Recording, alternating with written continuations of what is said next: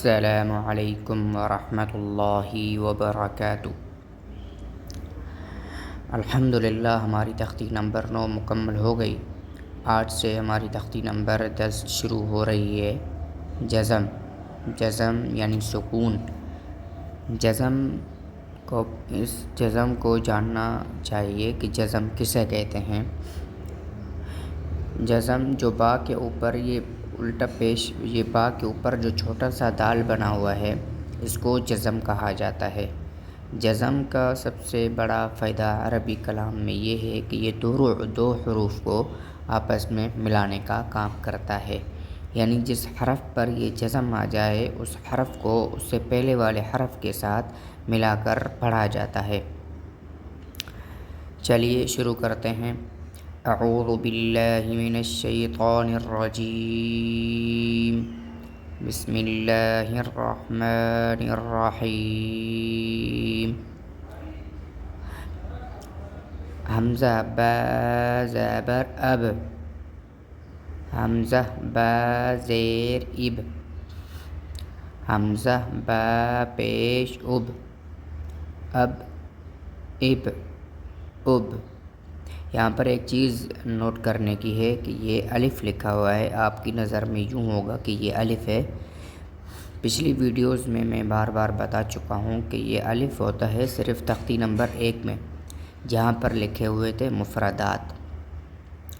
اس کے بعد یہ کہیں پر بھی قرآن پاک میں آ جائے یا کہیں پر بھی عربی کلام میں آ جائے، اس الف کے اوپر اگر حرکت آ گئی، زبر زیر پیش یا پھر دو زبر دو زیر دو پیش میں سے کوئی حرکت آ گئی تو یہ اب حرف الف نہیں رہے گا بلکہ یہ حمزہ بن جائے گا۔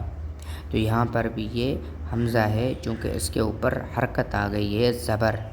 اگر اس پر حرکت نہیں ہوتی تو یہ الف ہی کہلاتا، جب حرکت نہیں ہوتی تو آگے با پر جزم بھی نہیں ہوتی۔ یہ ایک چیز ہے یاد رکھنے کی، جب الف پر زبر یا کوئی حرکت ہوگی تو آگے والا حرف عام طور پر ساکن ہی ہوتا ہے۔ عربی کلام اور قرآن مجید میں یہ اکثر دیکھا گیا ہے کہ جب الف پر کوئی حرکت آ جاتی ہے تو وہ الف پھر حمزہ میں کنورٹ ہو جاتا ہے۔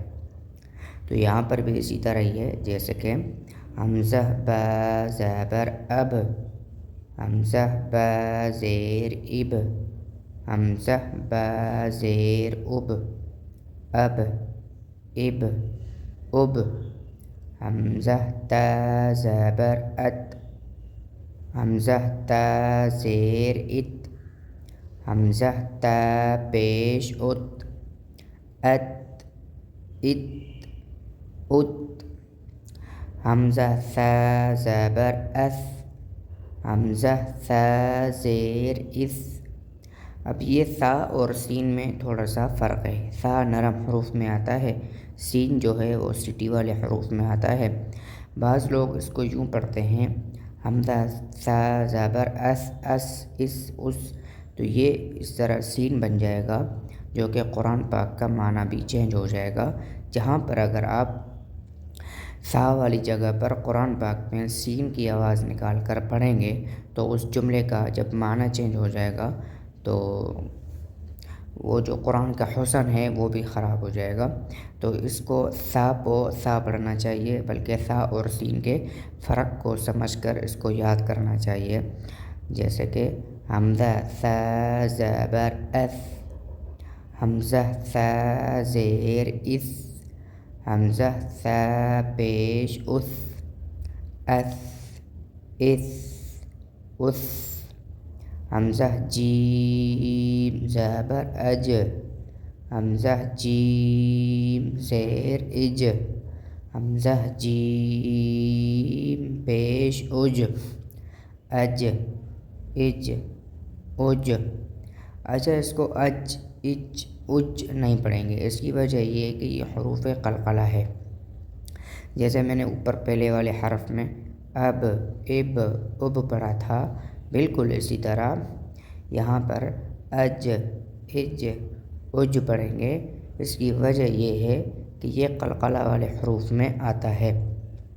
حمزہ جیم زبر اج، حمزہ جیم زیر اج، حمزہ جیم پیش اج، اج اج اج، حمزہ ہا زبر اح، اس کا حمزہ اور ہا کا مخرج پہلے بھی بیان کیا جا چکا ہے، پچھلے والے اسباق آپ سن سکتے ہیں، وہاں پر ہم نے بیان کیا تھا کہ ہا جو ہے وہ درمیان حلق سے نکلتا ہے، یعنی گلے کے درمیان سے، اور حمزہ جو ہے وہ گلے کے آخری حصے سے نکلتا ہے، تو ان دونوں کی مخرج کا خوب خیال رکھتے ہوئے ان کو پڑھنا چاہیے۔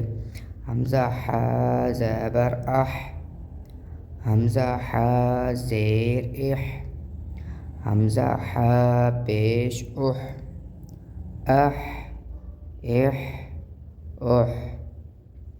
امید ہے آج کی ویڈیو آپ کو پسند آئی ہوگی۔